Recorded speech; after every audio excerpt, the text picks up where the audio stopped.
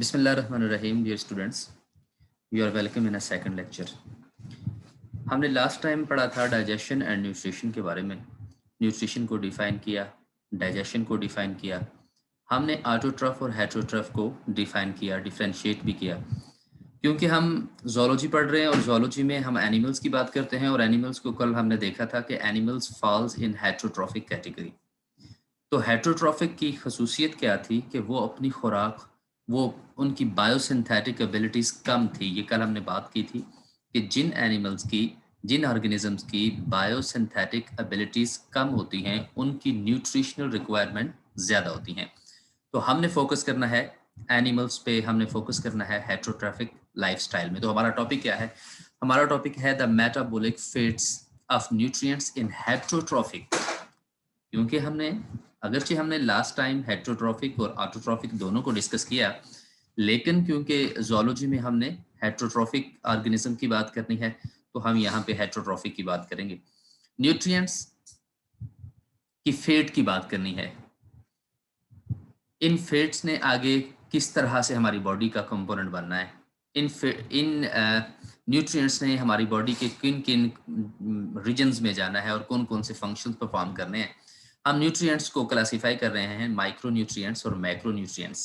बहुत आसान है, हमने प्रीवियस क्लासेस में पढ़ रखा है कि micro nutrients are those nutrients which are needed in small quantities.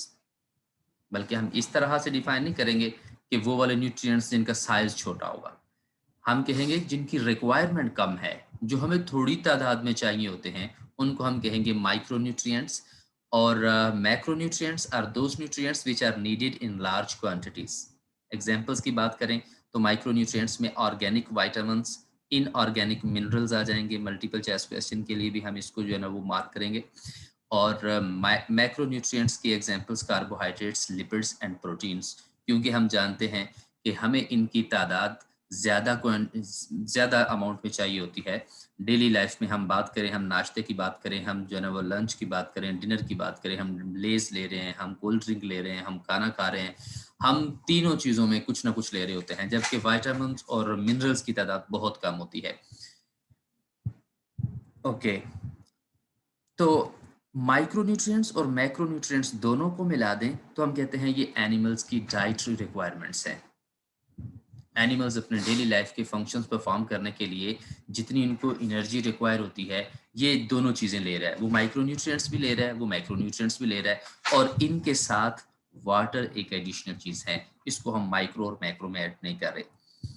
दूसरी बात आज हमने डिस्कस करनी है कैलोरीज एंड एनर्जी। सिंपल, हम जूस का डिब्बा ले लें, उस पे भी जो है ना वो सारी डिटेल लिखी होती है कि इसमें कौन कौन सी, हम लेज ले लें उसमें भी कैलोरी की डिटेल लिखी हुई है।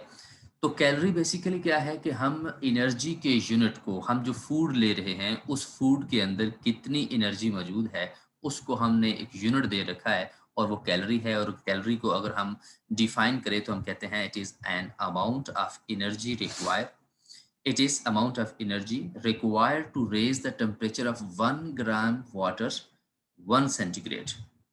अगर हम सिंपल वर्ड्स में इसको बताएं तो मैंने यहाँ पे 2 ग्लासेस शो कर दिए हैं। एक ग्लास में 1 ग्राम वाटर है, दूसरे ग्लास में भी 1 ग्राम वाटर है। और पहले वाले ग्लास में यहाँ पे बात करें तो यहाँ पे इस ग्लास में जो वाटर है, इसका टेम्परेचर है 13 सेंटीग्रेड। अब मैं चाहता हूँ कि इस ग्लास में मौजूद पानी का जो टेम्परेचर है वो 14 सेंटीग्रेड हो जाए। तो इस पानी को 14 सेंटीग्रेड टेम्परेचर देने के लिए मुझे कुछ हीट देना पड़ेगी, और जो हीट दूंगा मैं वो होगी 1 कैलोरी। तो हम कहते हैं कि अगर किसी अमाउंट के, अगर 1 ग्राम वाटर का एक टेम्परेचर 1 सेंटीग्रेड उसको मैं बढ़ाता हूँ तो जितनी हीट रिक्वायर होगी वो इसकी 1 कैलोरी कहलाएगी। और ये याद रहे कि हम इसको सिंबल स्मॉल सी से शो करते हैं। लेकिन मिस्टेकनली हम आम तौर पर जो है वो बात कर रहे होते हैं किलो कैलोरीज की, लेकिन हम लिख उसको स्मॉल सी में होते हैं। लेकिन पहले हम किलो कैलोरी की करें तो किलो कैलोरी साफ जाहिर है कि 1 किलो कैलोरी में 1000 कैलोरीज होंगी। और जो मैंने अभी बात कर रहा था कि हमें डेली लाइफ में हम गलती जो करते हैं, हमारी मुराद होती है किलो कैलोरीज, लेकिन हम इस्तेमाल कर रहे होते हैं कैलोरीज। फॉर एग्जांपल हम कहते हैं कि अभी मैंने कोई कोल्ड ड्रिंक ली है और उसमें 200 कैलोरीज है, तो इसका मतलब हम 200 कैलोरीज की बात नहीं कर रहे, हम 200,000 कैलोरीज की बात कर रहे हैं, या 200 किलो कैलोरीज की बात कर रहे हैं। अब किलो कैलोरीज को हम दूसरे लफ्जों में अगर हमने कैलोरीज में लिखना है, तो फिर इसका कैपिटल फर्स्ट जो लेटर है इसको हम कैपिटल में लिखेंगे। मेजर डिफरेंस हमें मल्टीपल चॉइस क्वेश्चन में पूछा जाता है। अगर हम कैलोरी की बात करें तो उसको स्मॉल सी की बात करेंगे, और अगर कहीं पे कैपिटल सी से स्टार्ट हो रहा हो, स्पेलिंग वही होंगे लेकिन स्टार्ट वो अगर कैपिटल सी है, तो इसका मतलब है ये 1000 कैलोरी की बात कर रहे हैं, किलो कैलोरी की बात कर रहे हैं। ओके, जैसे 500 कैलोरी बाजुकात लिखा होता है, और आमतौर पर हम किलो कैलोरी को ही जो है वो डिस्कस करते हैं, क्योंकि ये हमारे लिए थोड़ा सिंपल है, ये बड़ा यूनिट है as compare to calorie. Kilo calorie को हम डेली लाइफ में यूज़ करते हैं, और सम टाइम हम 500 कैलोरी की बात करें तो इसका मतलब है वो 500,000 कैलोरीज हैं, या अगर सिंपल वर्ड्स में बताएं तो हम कहेंगे 500 कैलोरीज कैपिटल सी के साथ, या फिर हम इसको दूसरे वे में, बल्कि थर्ड वे में इस तरह से लिख सकते हैं कि 500 किलो कैलोरी। तो इसमें अगर इससे रिलेटेड कोई क्वेश्चन आता है तो फिर हमने इसको जरा सोच समझ के बताना है कि कैलोरीज और किलो कैलोरीज, और स्मॉल सी से कैलोरी स्टार्ट हो रही है या कैपिटल सी से कैलोरी स्टार्ट हो रही है, तो हम इससे क्या मुराद ले रहे हैं। मैक्रोन्यूट्रिएंट्स ज्यादा तादाद में जो चाहिए होती हैं, और heterotrophs need organic molecules, last time भी हमने बात की, और ये छठी सातवीं से हम यही पढ़ते आ रहे हैं। हेट्रोट्रॉफ ऑर्गेनिज्म का वो ग्रुप है जिनको अपनी एनर्जी रिक्वायरमेंट के लिए दूसरे ऑर्गेनिज्म पे डिपेंड करना पड़ता है, और हम टोटली डिपेंडेंट हैं प्लांट्स पे। तो हेट्रोट्रॉफिक एनिमल्स क्या करते हैं, अपनी डेली लाइफ की एनर्जी की रिक्वायरमेंट्स को पूरा करने के लिए, फॉर एग्जांपल मैं ह्यूमन की बात करूं तो हम हर लम्हे अपनी एनर्जी को कंज्यूम कर रहे हैं। मैं बातें कर रहा हूं, मेरा ब्रेन काम कर रहा है, मेरा हार्ट बीट कर रहा है, nervous system, neurons, impulses travel कर रही हैं। तो ये सारे अखराजात को फुलफिल करने के लिए हमारे पास जो है वो मेजर जो डाइटरी रिक्वायरमेंट्स हैं, उनमें कार्बोहाइड्रेट्स, लिपिड्स और प्रोटीन्स। कार्बोहाइड्रेट के एग्जाम्पल भी हम फर्स्ट सेमेस्टर में पढ़ाए, उनमें क्या आएगा, हमने रोटी जो खाई कार्बोहाइड्रेट है, फ्रूट खाया कार्बोहाइड्रेट है, चावल खा लिए। हमारी डेली 80 to 90% हम जो खा रहे हैं, लेज हम ले रहे हैं, कोल्ड ड्रिंक ले रहे हैं, ये सभी की सभी क्या होंगी, कार्बोहाइड्रेट की हम बात कर रहे हैं। लिपिड्स चिकनाई वाली चीजें, प्रोटीन्स गोश्त की बात कर लें। हमारी बॉडी क्या करती है, जब हम इन चीजों को लेते हैं तो हमारी बॉडी इनको ब्रेक डाउन करेगी, ब्रेक डाउन करके इनको सिंपलर यूनिट्स में स्प्लिट करेगी। ये भी हम पढ़ाए हैं, कार्बोहाइड्रेट को ग्लूकोज में कन्वर्ट करेगी, लिपिड्स को ग्लाइसरोल और जो है ना वो फैटी एसिड में कन्वर्ट करेगी, प्रोटीन को अमाइनो एसिड में कन्वर्ट करेगी। ये चीज़ें ब्रेक डाउन हो जाएंगी, फिर हमारी बॉडी अपने डिज़ाइन के मुताबिक दोबारा इनको मिला देगी, जिसको एसिमिलेशन कहते हैं।